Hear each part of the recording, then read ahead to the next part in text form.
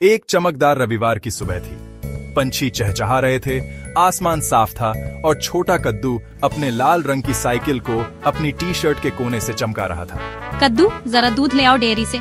ठीक है माँ, कद्दू ने हंसते हुए जवाब दिया। वह अपनी साइकिल पर चढ़ गया।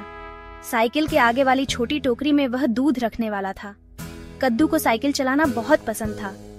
झूम झूम झूम, वह गुनगुनाते हुए पैडल मारने लगा। हवा उसके गालों को गुदगुदा रही थी। जैसे ही वह गली के कोने में बड़े नीम के पेड़ के पास पहुंचा, भौं भौं भौं, एक आवारा कुत्ता अचानक पेड़ के पीछे से निकल आया और जोर जोर से भौंकने लगा। अरे नहीं, फिर से ये! कद्दू घबरा गया। वह चिल्लाया। कुत्ता उसके पीछे दौड़ने लगा। दूर हटो, जाओ! कद्दू चिल्लाया, लेकिन उसकी आवाज कांप रही थी। वह जोर जोर से पैडल मारने लगा। बचाओ, कोई तो बचाओ! कद्दू रोते हुए बोला। अरे कद्दू, इतनी तेज क्यों चला रहे हो? क्या हुआ बेटा? वो कुत्ता मेरे पीछे पड़ा था। डर मत, कई बार कुत्ते डर या भूख की वजह से भौंकते हैं। गुस्सा मत करना और याद रखना, डरने से वो और भौंकते हैं। दयालु रहो। लेकिन अगर वो फिर से दौड़ा तो? डरना मत बेटा, दयालु बनो। डर से बड़ी ताकत दया होती है। धन्यवाद अंकल। वापसी का रास्ता। कद्दू ने गहरी सांस ली और साइकिल चलाना शुरू किया। वह खुद को दिलासा देने के लिए गुनगुनाने लगा, झूम झूम, मैं नहीं डरता। लेकिन जैसे ही वह नीम के पेड़ के पास पहुंचा, भौं भौं भौं, वही भूरे रंग का कुत्ता फिर से आ गया। कद्दू के पैर कांपने लगे। उसका मन हुआ फिर से तेज पैडल मारकर भाग जाए, मगर तभी उसे रवि अंकल की बात याद आई। डर से बड़ी ताकत दया होती है। कद्दू ने इस बार साइकिल रोकी।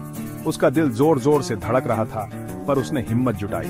कृपया मुझे मत दौड़ाओ, कद्दू ने धीरे से कहा। भौं भौं, कुत्ता एक बार और भौंका। कद्दू ने जल्दी से अपनी जेब टटोली और उसमें से आधा बचा हुआ बिस्किट निकाला। ये लो, शायद तुम्हें भूख लगी है।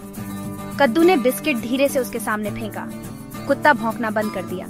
उसने बिस्किट सूंघा, पूंछ हिलाई और मजे से खाने लगा। कद्दू हक्का बक्का रह गया। तो तुम बस भूखे थे? वह हंस पड़ा। कुत्ते ने पूंछ और जोर से हिलाई और अब वह कद्दू की साइकिल के साथ साथ चलने लगा, जैसे कह रहा हो, चलो मैं तुम्हारे साथ हूँ। घर पहुंचकर कद्दू की माँ बाहर आई। कद्दू, इतनी देर क्यों लगा दी? मैं घबरा गई थी। कद्दू मुस्कुराया और साइकिल के पास खड़े कुत्ते की ओर इशारा किया। देखो माँ, मुझे नया दोस्त मिल गया। भूरा कुत्ता गर्व से पूंछ हिलाता हुआ खड़ा था। माँ मुस्कुराई। तो डरावना कुत्ता इतना डरावना नहीं निकला?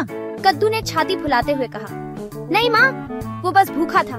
और माँ, इस बार मैं डरा नहीं। भौं, कुत्ते ने खुशी से भौंका, जैसे हामी भर रहा हो। पापा दरवाजे से बोले, शाबाश कद्दू, तुमने डर को दोस्ती में बदल दिया।